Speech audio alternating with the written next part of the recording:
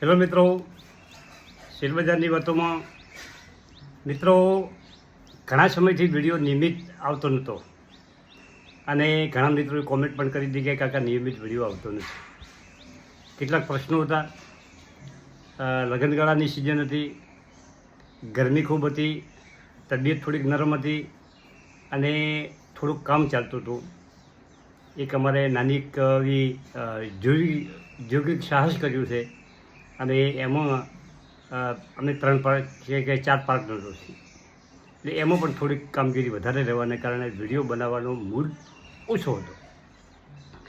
હવે લગભગ હું ફ્રી થયો છું અને નિયમિત વિડીયો આવે એવી કોશિશ કરીશ, અથવા તો ઓતરે દિવસે પણ વિડીયો મૂકીશ.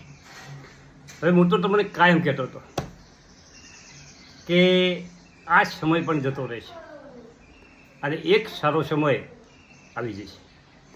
તમારે ખાસ વાત એ કરવાની છે કે તમારા પોર્ટફોલિયોના શેરો ઓછા કરવાના નથી, વેચવાના નથી. પકડી રાખો તો તમને રિટર્ન મળશે.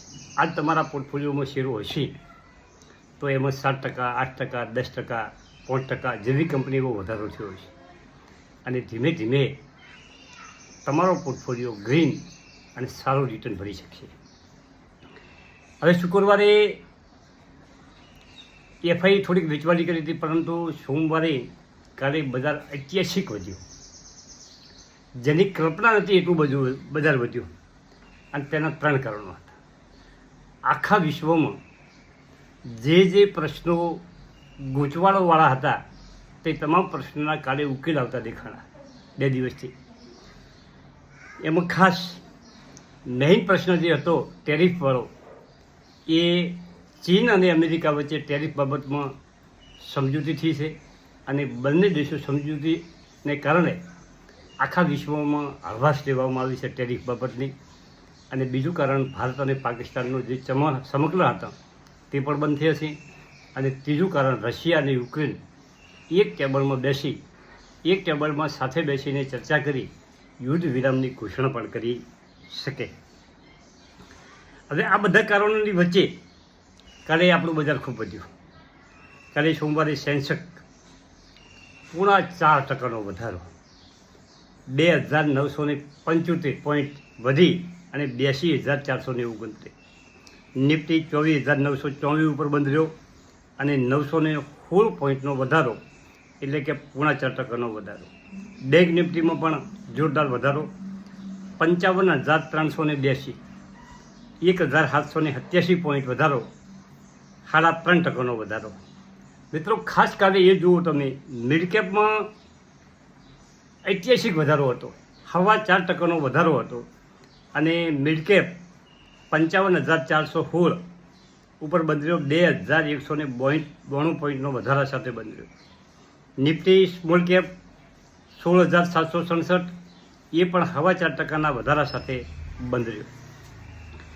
એનએસઈ ઉપરના શેરો મિત્રો 2,414 શેરો વધતા હતા અને 239 શેરોમાં ઘટાડો હતો. નિફ્ટી આઈટી 6.7% વધારો. નિફ્ટીના શેરો કાલે આઈટીના શેરો કાલે ખૂબ વધ્યા. ઓટોમાં 3.5% વધારો. પરંતુ 2 સેક્ટર એવા હતા એ કાલે ચાલ્યા નહોતા. 2 સેક્ટરમાં પહેલું સેક્ટર છે ફાર્મા. હવે જે ન ચાલ્યું એનું કારણ એ છે કે દવા સસ્તી કરવા માટે અમેરિકા 50થી 90% દવા સસ્તી કરવા માટે અમેરિકાએ કમર કસી છે અને અમેરિકાના જે નાગરિકો છે એમને સસ્તી દવા આપવા માટે એને જે નિયમો કર્યા છે એ બહુ કડક નિયમો કર્યા છે. અને ભારતની મોટાભાગની ફાર્મા કંપનીઓ જેનરિક દવા એ મોટા અમેરિકામાં મૂકે છે અને એના કારણે આપણા ફાર્મા શેરો થોડા ઘટ્યા છે. અને બીજું સેક્ટર છે કે ડિફેન્સ સેક્ટર. ડિફેન્સ સેક્ટર છેલ્લા 5 દિવસથી સતત વધતું હતું, એટલે એમાં કાલે થોડો ઓછો વધારો હતો અને અમુક કંપનીઓમાં ઘટાડો હતો. પાર્સ ડિફેન્સ જેવી કંપનીઓમાં થોડો ઘટાડો પણ હતો. એનું કારણ એ હતું કે છેલ્લા 4 દિવસથી એ કંપનીઓ સતત વધતી હતી. હવે તમે નિફ્ટીના દિગ્ગજ કંપનીઓ રિલાયન્સ જુઓ મિત્રો, 4.5% વધારો. જીઓ ફાઇનાન્સ 125% વધારો. અદાણીના શેરોમાં 7% વધારો, આ દિગ્ગજ કંપનીઓ ગજબ વળતર આપી રહી છે. મેઇન વસ્તુ એ છે કે તમારા પોર્ટફોલિયોમાં શેરો હોવા જોઈએ તો તમને બેનિફિટ મળવાનું. અને મારે પણ મારા પોર્ટફોલિયો કાલે સારો એવો બહુ સરસ વધારો થયો.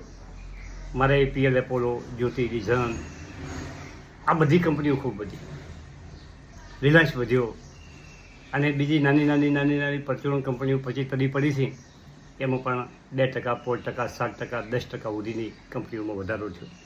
કાલે એફઆઈએ જમકર ખરીદારી કરી 9,531 કરોડની કેશ, ઇન્ડેક્સ અને ફ્યુચરમાં ખરીદારી કરી. હવે બજારમાં શું કરવું? બજારમાં એક જ કામ કરવાનું છે. તમારે નવા લેવાની શક્તિ ના હોય, નવા ન લેવા હોય તો તમારા જે પોર્ટફોલિયોના શેરો છે પકડીને બેસો. તમે એમ કહેશો કે અમુક કંપનીઓ ચાલી નથી. મિત્રો, તેજીની સંભાવના છે, પૂરી સંભાવના છે. ચોમાસાની આગાહી પણ સારી કરી છે અને એના કારણે કૃષિ ઉત્પાદન પણ સારું થઈ શકે છે. આવનારા સમયમાં સેન્સેક્સ અને નિફ્ટી નવા હાઈ બનાવી શકે છે અને એના કારણે બધી કંપનીઓ ચાલશે તો ભેગી એ પણ કંપનીઓ ચાલશે. અને ચાલ્યા પછી તમારે કંપનીઓ રિવ્યૂ કરવાનું છે. તમારા પોર્ટફોલિયોમાં આજની તારીખે નહીં પણ એ જાત નિફ્ટી ટોચ ઉપર હોય અને બધી કંપનીઓ તમને સરસ વળતર આપી રહી હોય ત્યારે તમારે એમાંથી જે કંપની તમને ઓછું વળતર આપતી હોય એવી કંપનીને બદલે સારી કંપની તમે ચેન્જ કરી શકો છો. પરંતુ અત્યારે નુકસાનીમાં કશું કરવાનું નથી. બજાર ચાલશે એટલે બધી કંપનીઓ ચાલવાની છે. અને જે કંપનીઓના વોકડા સારા આવ્યા છે, ગજબ વોકડા આવ્યા છે, એ કંપનીઓ વધારે દોડશે. જેના વાર્ષિક વોકડા અને ત્રિમાસિક વોકડા ઓછા આવ્યા છે એ કંપનીઓ ધીમે દોડશે. જે કંપનીની ઓર્ડર બુક મજબૂત છે, અમુક કંપનીઓ તો એવી કંપનીઓ છે એમને 2-3 વાર કામ કરી શકે એટલા તો એમના પાસે પેન્ડિંગ ઓર્ડર પડ્યા. અને જે ઘણા મિત્રો કહેતા હતા કાકા રેલવેની વાત કરો, તમે રેલવેના ખૂબ વિડીયા બનાવતા. રેલવે કંપનીઓ પણ દોડવાની છે. ઇન્ફ્રા જે બોધકમવાળી કંપનીઓ છે પણ દોડવાની છે. તેજીમાં બધું શક્ય છે. પરંતુ ખાસ વાત એ છે કોને રિટર્ન મળશે? જેના પાસે કંપનીઓના શેરો પડ્યા છે એ લોકોને રિટર્ન મળવાનું છે. જે ગભરાટમાં વેચીને નીકળી ગયા છે એમને કોઈ રિટર્ન મળવાનું નથી. મિત્રો, હવે લોયલ સ્ટીલના જે આદિ શેર છે એનો એક આપણે વિડીયો બનાવ્યો. જે લોયલ સ્ટીલ આપણે ઘણા મિત્રોએ લીધા છે અને ઘણા મિત્રોને આદિ શેર લાગ્યા પણ છે. હવે એ આદિ શેરમાં શું કરવું, કઈ રીતની એની સ્ટ્રેટેજી બનાવી, રાખવા ન રાખવા, આદિ શેર વેચી મારવા, એ બાબતનો આપણે એક વિડીયો આજે મૂકવાના છે. મિત્રો, થેન્ક યુ, આભાર.